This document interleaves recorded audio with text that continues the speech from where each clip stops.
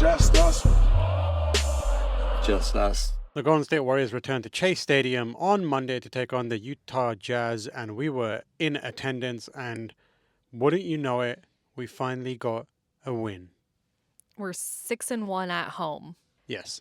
so we have to get those home wins. The Warriors beat the Jazz 134-117, and I'd say it was an up and down game. But before we get into that, Draymond was out for this game. Mhm. Remind me what his injury was. Tummy ache. Was it a tummy ache? I don't know. It's probably, I believe That'd it be was funny if that was in the injury report. Yeah, I got a tummy ache. I got a boo-boo on my hand. Yeah. So I think he has some soreness somewhere. Yeah, so I think it was ankle. Someone, I think, fell on Landed his on ankle his ankle in the last game previous, yes. So when Draymond is out, the spacing is a bit different because usually he's the one facilitating and kind of leading the game. You know, he's a point forward. Floor general. He has the ball a lot. So what's interesting is GP2 got the start. My boy Gary. Yeah. We actually saw Gary Payton. We'll talk about that later. We'll talk about that on the longer on episode. another episode. Well, yeah, Gary and I had a conversation. Yeah. Which was wild. It was really cool. But anyway, when Draymond is out, you don't get, his skills are irreplaceable. But Yeah. GP2 tried, and I think he had like a different way of going about it, but it was still effective. I think him and Steph have a lot of good chemistry. Yeah. It was the town launch, like launch? the first inaugural, the new design of the town jersey and court. colorway and core and general like graphics package and aesthetic change around that particular commemorative jersey, and it looks nice. So of course we had to buy a jersey. we've Tam all got pretty a Steph much. Curry I got jersey. a I got Steph it for him Curry for the one. holidays. Happy holidays, Tam. Thank you. And I bought a hat. So we Yeah. are decked out in the new town merch. You also got a t-shirt. Oh, we did get a t-shirt. I'm looking at it right now because we are, again, recording in the closet. Yeah, it's that same kind of, the core is a darker version of the creamy brownie color used in the jersey. But then it says Golden State, the town on it, and it's got that kind of almost West Coast rap, gangster rap, Eazy-E era style font to it, which people recognize, but not quite that, but similar vibe. Yeah. So it has like a California style vibe to it. Yeah, it's a cool vibe. They even had a new intro package, right, when they were introducing the team and the players. Very dramatic. So dramatic. It looked like What did it remind a you familiar of? tree that I've Yeah, seen. this is completely unprompted, unexpected. You Very turned to me and unprompted. said, I said it looked like the Erd tree from Elden Ring. and I was like, I think I married the right person. Yeah. Yeah. Well, I've watched so much of that. Yeah. So much of you playing that game and other people playing that game too, our friends Yeah. at RKG. Yeah. So I recognized the Erd tree. Yeah. Symbolism. It's not quite the Earth tree, but it's the same kind of, I guess, reach it has within the culture and community around it. So yeah, it's the reference to like, deep roots, that kind of autumnal, also like, style of graphics and aesthetic and colors it works really nicely. Yeah, and it's an oak tree, so an homage to Oakland. Yeah. Which is pretty cool. And as Buddy would say, it looks good against his mocha skin. Yeah, he did say that. That was really, really funny. Yeah. Do you want to talk about the first quarter? First quarter was interesting. So it started off and it was like I don't think we scored until by the time we scored our first points, the Utah Jazz had 11, I think it was. Yeah, they went on an 11-0 run. And that's not to say that they went on an 11-0 run, but we missed multiple shots up We until missed that point. Every shot Every shot, yeah. up until then. I'd say that we were playing so poorly that I looked to you and said, "Oh no." Yeah. Oh no, And and I the thought to Utah my head- Jazz is not a good team. No, and they didn't have very many of their like key players. Lauri Markkanen was in there, but pretty much everyone else was like not particularly a threat Yeah. until as long as you weren't leaving them completely open, which is what happened in the first quarter. Keon Ellis. Keontae George Keontae was George. the main dude who was scoring on the Jazz. He basically got like 4 wide open threes, one of them directly in front of the Warriors bench. And at that point, Steve Kerr ran out onto the floor and called a timeout screaming. even before the shot went The in. the ball had just left his hand, and because there was so much space around him, Steve immediately saw it and could not hold back and just stormed onto the court and already was calling a timeout before he even got there. And the players turned around and it was like they knew they screwed up Yeah. because Pajemski turned around and there was just a ocean between him and the person he was supposed to be defending. And we have a good angle on it. And I remember saying Steve is so pissed, and you look down as well, and he is red. He's shaking his hand. He's screaming at them. He's pointing at things, and then that's before they even get to the huddle in the timeout. Yeah, that defensive breakdown really showed a lack of focus. And if you want to see the And- kind of anger was on his face, you can go to the Just Us TikTok where we've posted a video of a small snippet of it. Yeah, I zoomed in on the huddle, and you could see Steve Kerr banging his fists against the clipboard. He was really enraged because it was just a complete lack of Defensive breakdown. focus. I think what pushed him over the edge was they just came from practice. They had practiced this. And supposedly they had a good practice good on practice, Sunday, and then they exactly. come to the game on Monday with no energy, no defensive focus, and those were the keys to the game, right? Yeah. Lock in defensively They needed and to take lock care of the in ball. him and Markkanen, and that's pretty much the single focus it was, and they screwed that up on Keontae George. Keontae George. And then Ace Bailey. So Keontae George ended up with 28 points. Probably one of his career games. Everyone's getting career highs against us, I know. and it's always people that you're like, who? Yeah, who are they? I still don't know who this dude is. No. I I keep calling him Keontae Ellis. Who is it? Who Is that a different player? I think it might be I a think different that's player. a different player, maybe even a different sport. I'm not sure. Yeah. Is it? Maybe, who knows? Well, anyway, Jimmy Butler got us back into the game. Very right? Reinforcing focused. the game plan discipline that Yeah. Steve Kerr has mentioned time and time again. You could tell in the way he was playing that he was he'd had enough. He was trying to keep everything from spiraling out of control. He was very forceful. He didn't make a lot of moves, if you know what I mean. He was keeping the play simple. He was making sure he wasn't doing anything that could be confusing to anyone around him. And he was looking around, and if there was not anyone in a fortuitous or advantageous position, he did it himself. And I think that really helped in starting to get the train back on the track properly. Right. So the Warriors were down 9 points after the first quarter. Yeah. And then, after they got that talking to from Steve Kerr, which honestly, if I was one of the players, I'd be shaking. Yeah. It was actually so kind of scary. How did he describe it? He gave him a gentle reminder. Which is, it was definitely not gentle. It was the Just first. go look at the video and you'll understand that it was. My man was heated. Yeah.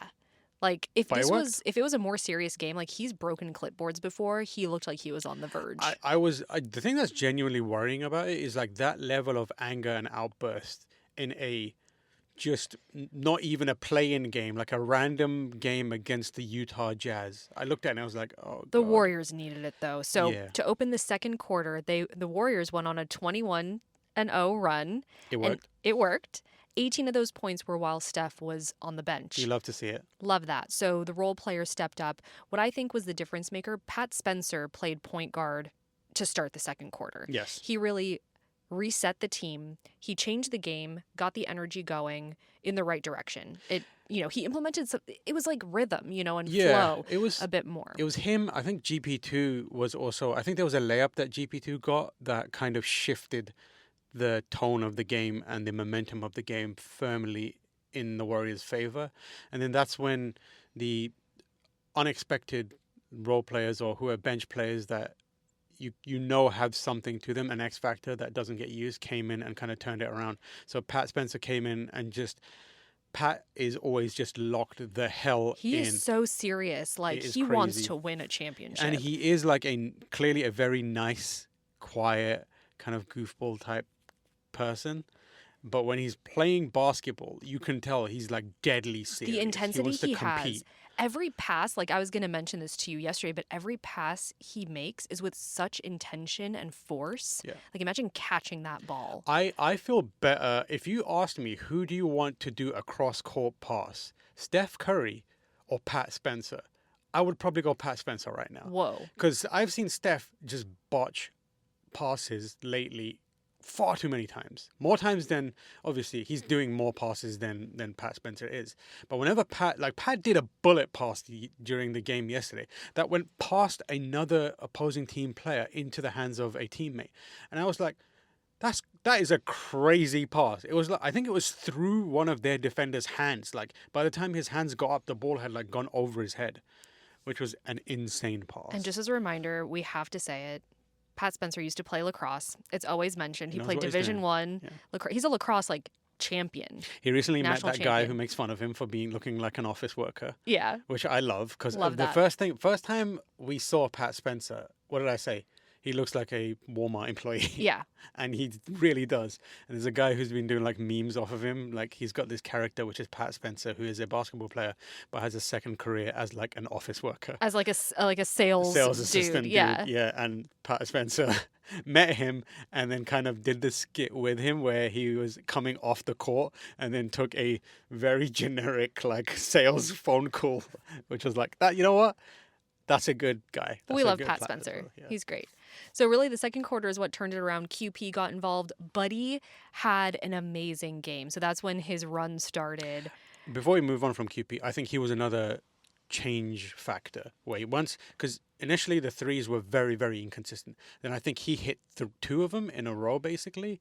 He had the hot hand for a couple of plays.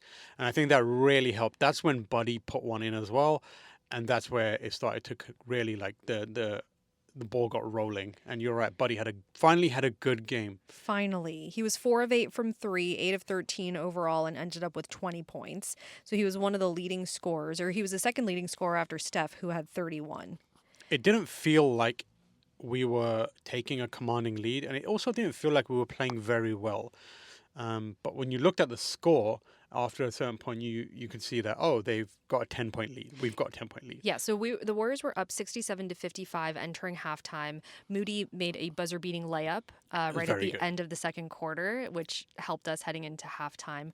Unfortunately, the third quarter, it seemed like at the beginning, the Warriors were a bit too casual again. The other team got a bunch of points in the paint. The Warriors were not hustling for rebounds, but thankfully the team was able to turn it around. Buddy, I think, really had a great third quarter. Yeah, and that's where Jimmy came in as well and like reasserted the tone, the very like focused tone that he's been pushing for the entire game. Exactly. So by the end of the third, we had a commanding lead, 106-84. So the fourth quarter really was about just don't mess this up. Yeah. Essentially. And they didn't. They kind of pushed the lead ahead, which was good with the help of, at various points, Guy Santos. He hit a couple threes, I believe. At least one three I saw him hit because I like to call him Three Santos. You do. He was 1 of 1 for 3. Nailed it. 100% threes. 100%. You love to see it. Give him a statue.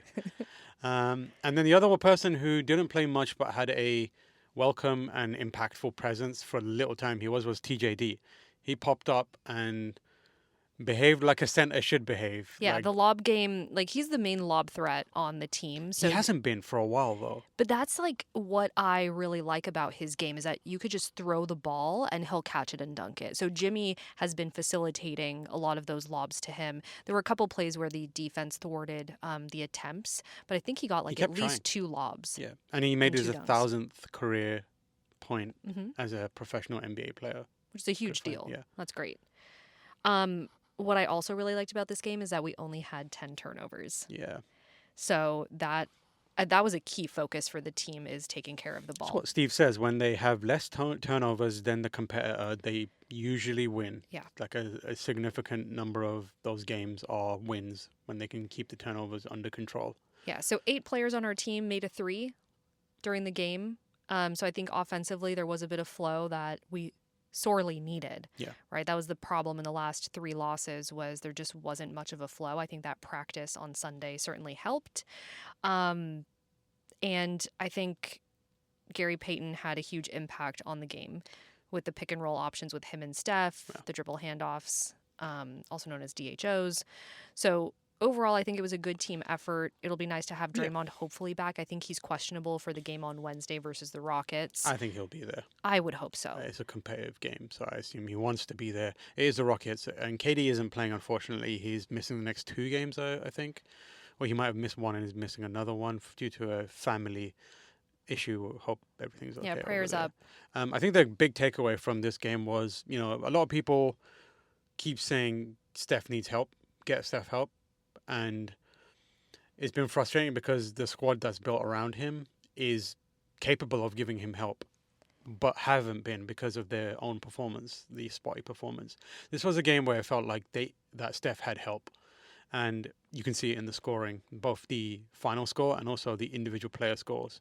It's considerably less lopsided than it would have been in any other game. So, big takeaway is keep the turnovers down and help the star player, and we will win. And that's exactly what happened. Exactly. And Yeah. Kuminga didn't play. There's Tummy ache. also a tummy ache. No, he has knee soreness. I know that for a fact. Same, Or brother. or does he? Yeah, I mean, I think I'm at the stage now where I like thinking about the potential conspiracy, but I'm not trying to engage it. I'm just Yeah. taking the team players for their word, and pretty much all of them. Well, the mainly vocal ones, Draymond has said that Kuminga is probably the most bought in player to what they're trying to do this season. And Steph has also said that, he understands where Kuminga is at. He's talked to him, and Kuminga seems focused, and they expect him to be playing top, performance when he gets back. So the players aren't worried overtly. There's not much sniping happening, like, passive aggressive. There is a couple of bits of lines coming from actually Steve Kerr. He's like, I don't know what he's doing. But you could take That's that why any that's way. a little suspicious. But you Yeah. know what? We're going to take Kuminga's word for it. We actually saw Kuminga as well. We were just a few feet away from him on Yeah. Sunday. I stood next to him. He was very, We have very some tall. exciting stuff that we need to talk about, but not for this episode. No. We're going to have a we'll go on full for episode to talk about how we met one of the big three players on the Golden State Warriors. We met one of them, and we definitely brushed shoulders with another two. Yes. It was great. And It was as good we time. were so close, like close enough that we got, fist bumps and conversations. Fist bumps, air sniffed. Videos, like up close and personal. Yeah. And I'm like, it was You were incredible. fangirling. I was pretty hard. fangirling so hard. I was just trying to maintain composure. Yeah. And focus. Yeah, Tam looked like he was part of the I was Warriors media doing team. press work. I was doing media work. My journalist brain kicked in and was like, try and get as much out of this as you can, and try and maintain some level of. Because I would love to fanboy out, but I was thinking if I'm visibly seen to being fanboying out, it kind of potentially could backfire. Yeah. Because if someone important enough sees it and in their mind categorizes me as like crazy fan, that's where it's like future opportunities could be stymied. Yeah, and I stayed as calm as I Yeah, could. you were fine. I did I fine. don't think so, but you were more clearly between. Like I I was could star- identify I was that you were starstruck. Yeah. Absolutely Whereas starstruck. I will talk about it again, but I was like, where can I stand to make sure I can actually have a conversation with these lads? Yeah, we were trying to minimize our footprint as much as possible and like Yeah. strategically get our way into places where maybe we shouldn't have been. Yeah, we popped. The end result is like we were all over Jimmy's Instagram for a good few, like a day or so. Yeah, like we're in Tam, background of. you were on like Yeah, you were it was in just his a picture of story, a my picture of your face, like yeah, just you. yeah, my big. It was face. incredible. Your big It was face. literally the big face expression on the hat that I was wearing. Yeah, That's probably why I was up. it was really cool. It's I'm cool, so yeah. excited to But share we'll talk more about about that more in the next episode. Yeah. In the meantime, check out our TikTok. I put together a video of our experience meeting the 1974-75 championship team. So Rick Barry, The curmudgeon, as someone the said. curmudgeon, yes. Comments. Watch us get their autographs and interact with them, and it was a really cool experience. At the end of it, you can get a depth of field glimpse at our warrior shrine. Yes. Which multiple people have said, we want a tour of that shrine. Yeah, so we'll drop a video soon of our warrior shrine. And there's also the video of Steve Kerr losing his shit. Yeah, check watch that that out. out, That yeah. one's already posted. It's also on Instagram if you want to go there. Yeah. All right. Well, thanks for tuning in. No, we're forgetting something. Oh, boobies and butthole. Oh, I almost forgot. Yeah, I'm there. I got it. Okay, you go ahead. Well, a win is definitely at least one boob. Yep. The other one, I think, it was nice to see certain players step up. I love Gary Payton II, and it's been really frustrating and kind of made me sad that he's been having such a rough start to the season.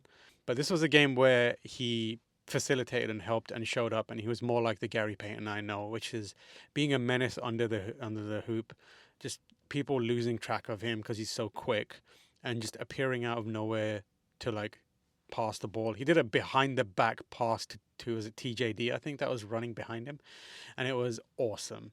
That's the guy I like and love to see play. And then on top of that, you know, Pat Spencer, TJD, they had good games. Butthole was probably. I still don't feel super confident in the team. It still feels like a fluke more than a indication that the team is in a good position. I think I'll feel much better if we can get if it had been a commanding victory all the way through, which is unlikely to happen in most games, but I mean we ended with what, like a 20, 30 point lead. It was a blowout basically. But I still don't feel great about it. I think the next game is going to be a big test of where my mood towards the or my feelings on the team falls. Okay. And then for me, butthole was that Draymond Green didn't play.